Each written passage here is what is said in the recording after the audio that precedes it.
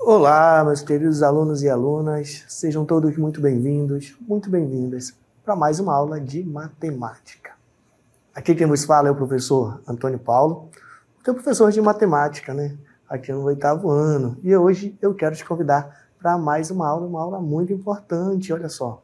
Essa é a nossa aula de número 76, revisão e avaliação. Muito bem, alunos, vamos à nossa aula de revisão?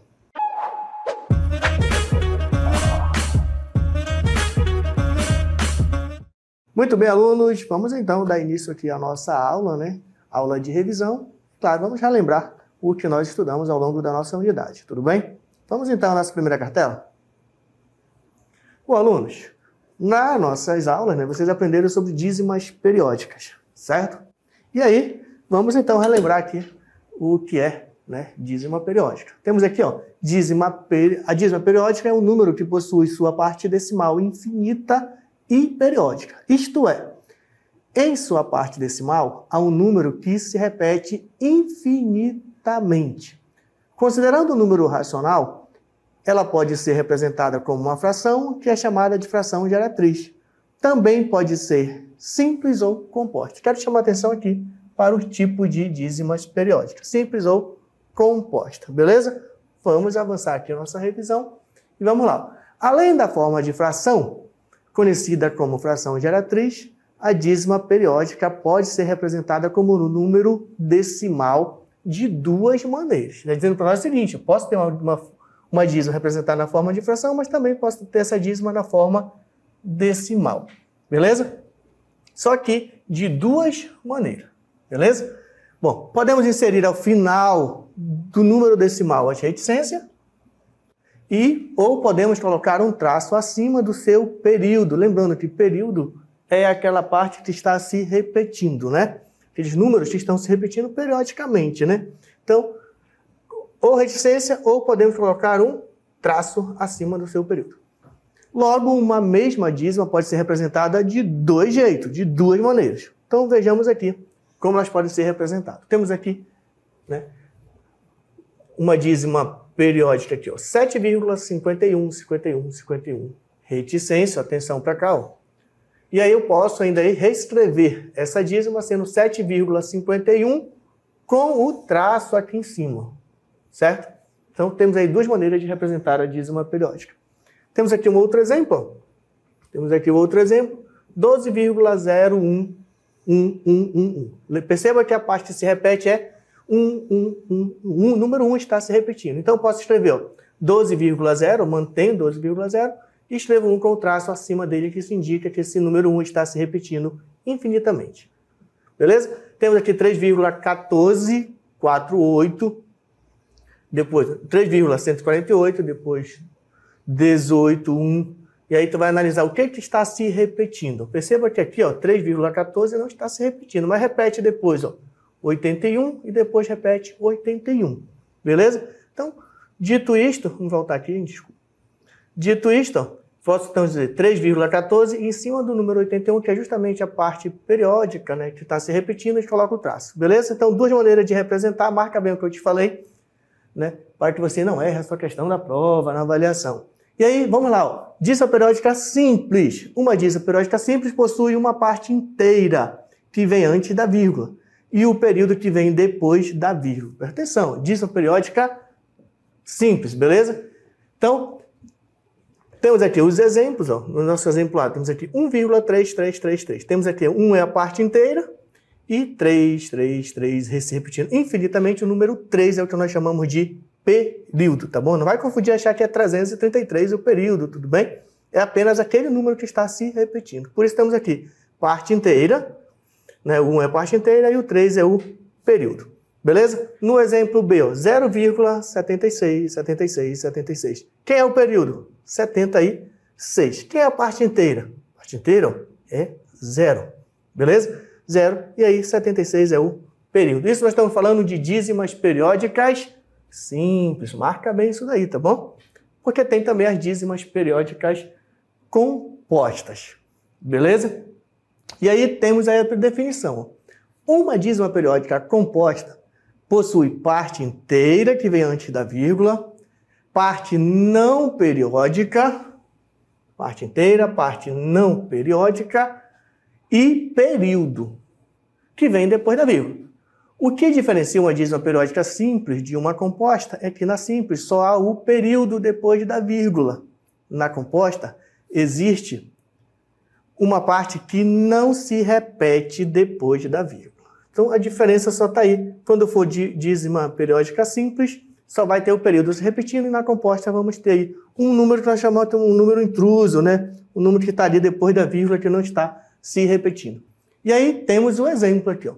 1,58, 1,5 depois, ó, 8, 8, 8, 8. Período que está se repetindo, ó. Temos aqui, ó, 8, 8, 8. O número 5 é como se fosse um intruso, né? Ele está aqui, ó, depois da vírgula, tá legal? Por isso, essa dízima periódica é uma dízima composta, tudo bem? Temos aqui o número 1, parte inteira, 5, parte não periódica. Perceba que o número 5 não está se repetindo, né? E temos aqui o número 8, que é o período, aquele número que está se repetindo nessa dízima periódica do nosso exemplo. Temos aqui um exemplo 2, ó. 32,0165. Olha só, perceba que o período está se repetindo, ó, 65. Mas tem uma parte aqui intrusa aqui, ó, né? Aquela parte que não está se repetindo. Por isso esse número, essa dízima é uma dízima composta, tá bom? Então, parte inteira. Inteiro que vem antes da vírgula. Então, inteiro, 32. Beleza? Parte não periódica, aquela parte que não está se repetindo. São aqueles números que não estão se repetindo. Então, no nosso caso, 0,1. Beleza? E o período, o professor já tinha indicado para você que aqueles números que estão se repetindo, então se repete 65, 65, 65.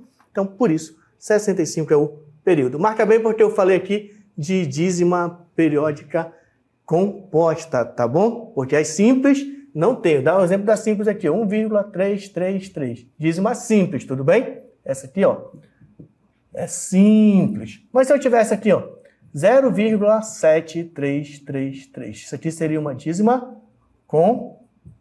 composta, tudo bem? Por quê? Porque tem um número aqui que não está se repetindo, beleza? Essa é a diferença de uma para outra. Vamos continuar nossa aula de revisão. Temos aqui, ó, dos números a seguir, assinale aqueles que correspondem à dízima periódica composta. Composta, lembra? Eu falei para vocês, são aqueles que tem um número que está depois da vírgula que não está se repetindo. Bom, analisando a alternativa, vamos lá comigo. Na letra A, é uma dízima periódica? Primeira coisa, pessoal, que nem é dízima. Perceba que não há aqui, ó, um padrão, não tem um número que está se repetindo ou um conjunto de números que estão se repetindo. Então, a letra A nem é uma dízima periódica, tá bom? Bom, não dá para representar esse número na forma de fração. A letra B, ó, tu tem 2, 2, depois 1, mas faltou um detalhe, ó. Faltou a reticência, não tem reticência, então isso aqui não é uma dízima periódica, beleza? Então, descartamos essa também. A letra C, 0,3333. Ah, é uma dízima, mas ele quer uma dízima composta. E esse 0,3333 é uma dízima simples. Beleza? Então, não pode ser ela. Como ele quer a composta, então a nossa alternativa vai estar na letra D. Perceba, tem uma parte inteira antes da vírgula, tem o número 2 aqui que está depois da vírgula, que não está se repetindo, e temos o período, né? 1, se repetindo infinitamente. Então, aqui nós temos o gabarito da nossa questão. Beleza? Vamos continuar nossa aula de revisão.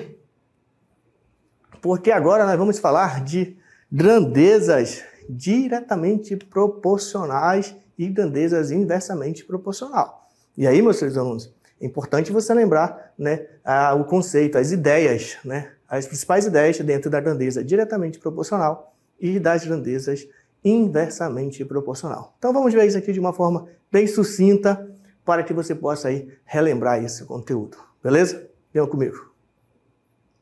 Muito bem, observe aqui na cartela.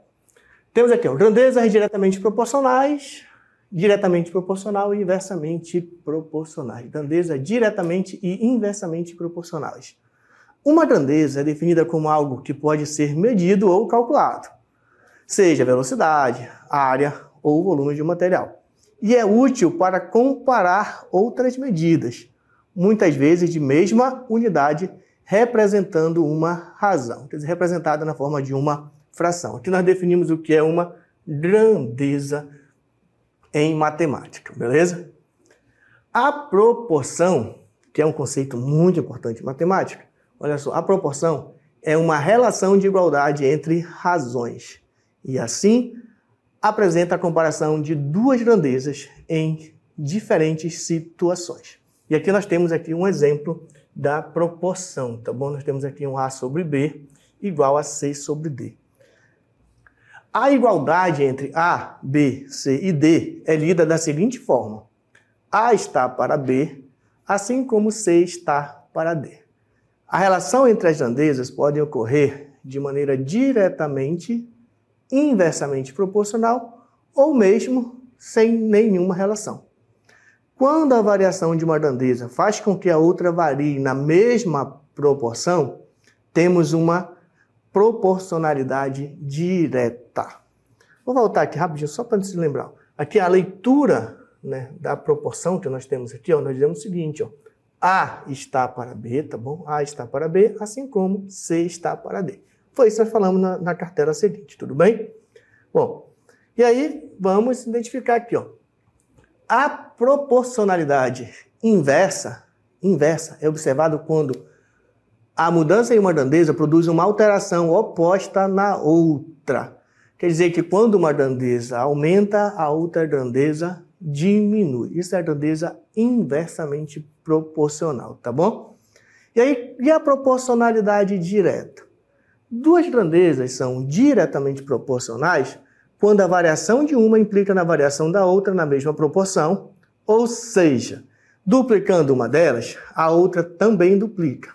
Reduzindo pela metade, a outra também reduz na mesma quantidade e assim por diante. Bom, em síntese, a gente tem que pensar o seguinte, se as grandezas são inversamente proporcionais, a gente vai pensar da seguinte maneira, à medida que uma aumenta, a outra diminui, tudo bem? E se for diretamente proporcional, à medida que uma aumenta, a outra também aumenta, beleza? Bom, vamos ver aqui alguns exemplos. Observe, cálculo da grandeza é diretamente proporcional com regra de 3. Para calcular o valor desconhecido entre grandezas diretamente proporcionais, podemos usar regra de 3. Na verdade, pessoal, a gente vai usar, né, a relação de proporcionalidade que a gente viu logo na cartela anterior que a gente viu aí. E aí temos a seguinte situação, olha só. Sabendo que uma gráfica em 2 horas imprime 40 livros, quantos livros serão impressos em 5 horas? Bom, uma gráfica, 2 horas, imprime 40 livros. Quantos livros serão impressos em 5 horas? A gente vai pensar o seguinte, se eu aumentar a quantidade de hora trabalhada, o que vai acontecer com a quantidade de livros? Com certeza vai aumentar, né? Então, pensando assim, ó, as grandezas, ó, a grandeza tempo e quantidade de livro produzido, elas são ditas como diretamente proporcionais, beleza? Então, continuando a nossa ideia, ó, grandezas hora e quantidade de livros são diretamente proporcional. Então, nós temos a seguinte relação. 2 está para 40, assim como 5 está para x. Beleza? E aí temos aqui uma observação. Mais horas trabalhadas, mais livros impressos. Certo? O que isso quer dizer? Quer dizer que essas grandezas são diretamente proporcional. Se são diretamente proporcional, a gente pode aplicar, né, o que eu falei um pouquinho atrás, né, que é a regra de 3, tá bom? Que nada mais é, pessoal, do que multiplicar cruzado, tá bom? Isso que ele falou para você de regra de 3. E por ser diretamente proporcional, mantenha essas proporções, tá legal? Sem mudar nada, só multiplica cruzado. E aí, dito isto, vamos fazer aqui, ó. 2 vezes x ou x vezes 2, ó. X vezes 2 nós temos aqui 2x, certo? E vamos fazer 5 vezes 40. E aí, 5 vezes 40 é igual a 200, beleza? E 2 vezes x é 2x. Então, estou falando bem aqui, ó. 2x, 5 vezes 40 é 200. E aí, pessoal, temos aqui o 2 que está multiplicando, né? Então, para resolver essa equação, nós precisamos passar ele para o outro lado na forma de divisão. Ficamos, então, com 200 dividido por 2. Temos aqui que x é igual a 100. E o que equivale, então, o x da nossa questão? Ele equivale ao valor, né, a quantidade de livros que será impresso em 5 horas. Lembrando que nós temos aqui, ó, que em 2 horas produz 40 livros, em 5 horas agora nós sabemos que irá produzir, na verdade, 100 livros. Beleza? Bom, espero que você tenha compreendido, porque esse exemplo foi sobre grandezas diretamente proporcional, tá legal? Então, grandezas, proporcionalidade inversa. Pessoal, duas grandezas são inversamente proporcionais quando o aumento de uma implica na redução da outra. Ou seja, marca bem o que eu estou te falando, ó. Dobrando uma grandeza, a correspondente reduz pela metade. Ou se triplicando uma grandeza, a outra reduz pela terça parte e assim por diante. Então, se uma aumenta e a outra diminui na mesma proporção, nós estamos falando aí de grandezas inversamente proporcionais, beleza? Vamos ver aqui um exemplo. Cálculo de grandezas inversamente proporcional com regra de 3. Olha só, imagine o seguinte, imagine andando 30 metros por segundo, andando a uma velocidade de 30 metros por segundo, João demora 2 minutos para chegar à escola. Se andar a 12 metros por segundo, quanto tempo ele levará para completar o percurso? E aí, essas grandezas são diretas ou são inversamente proporcionais? Bora pensar rapidinho. Se eu tenho uma velocidade de 30 metros, andando a uma velocidade de 30 metros por segundo, o João demora 2 minutos, se ele diminuir a velocidade, o que vai acontecer com o tempo? Se diminuir a velocidade, o tempo para fazer o mesmo percurso será maior. Por enquanto não sabemos o valor do tempo, mas temos certeza que o tempo será maior. Então, se diminuir a velocidade, o tempo, por consequência, o tempo aumenta, então nós estamos falando de grandezas inversamente proporcional.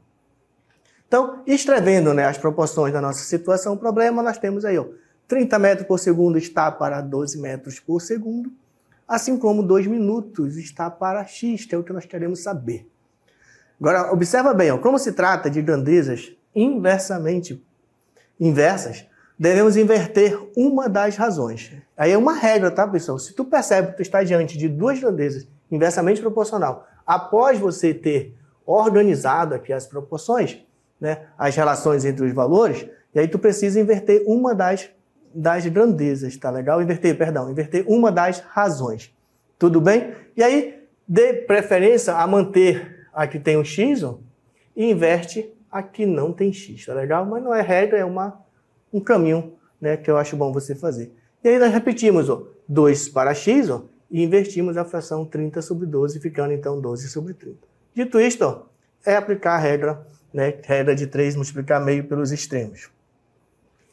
Então, utilizando a propriedade fundamental das proporções, multiplicamos cruzado. Fazendo essa multiplicação cruzado, ficamos aí com 12x igual a 2 vezes 30. Vou botar rapidinho só para você saber, ó.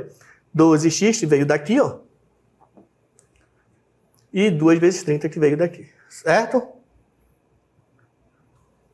E aí é só fazer cálculo. 12 vezes x, 12x, e 2 vezes 30 é 60.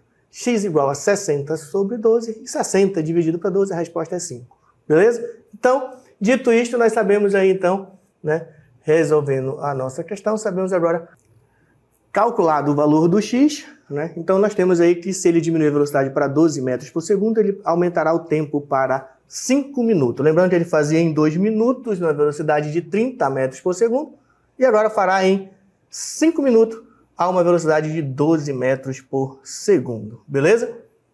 Bom, temos aqui uns exemplos aqui para a gente contextualizar, para a gente verificar essa questão de grandezas diretamente proporcional. Tá legal? Observa aqui comigo aqui no exemplo. Temos aqui, ó, classifica as grandezas relacionadas a seguir em diretamente proporcional ou inversamente proporcional. Então, é pensar assim, ó, se uma grandeza aumenta, a outra também aumenta, então direta. Se uma grandeza aumenta e a outra diminui, inversa. Ou vice-versa, tudo bem? Então, vamos pensar assim, ó, consumo de combustível e quilômetros percorridos por um veículo. Consumo aumenta a quantidade de quilômetros. Então, aqui ela é diretamente proporcional. Só coloca só a letra D. Quantidade de tijolo e uma área de uma parede. Se aumentar a quantidade de tijolo, aumenta também a quantidade da área da parede. Então, também, essa aqui é uma diretamente proporcional. Desconto dado em um produto e o valor final a ser pago. Quanto maior o desconto, menor o valor a ser pago. Então, essa aqui é inversamente proporcional. Número de torneiras de mesma vazão e tempo para encher uma piscina. Se aumentar a quantidade de torneira, vai diminuir o tempo para encher a piscina. Uma grandeza aumenta, a outra diminui. Então, estamos falando de grandezas inversamente proporcionais. Beleza? Bom, pessoal, acho que até aqui está claro, mas temos mais uma questão aqui, uma aplicação para nós resolvermos, tá legal? E aí, a aplicação diz o seguinte, ó.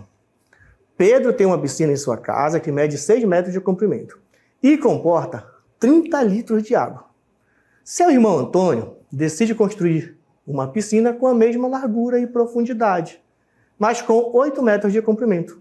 Quantos litros de água cabem na piscina de Antônio? Perceba o seguinte, ó, tinha a seguinte situação, nós tínhamos aqui, ó, 6 metros de comprimento, levando em consideração que a profundidade e a largura se mantém, tá bom? A primeira piscina, que é a piscina de Pedro, tem 6 metros de comprimento por 30.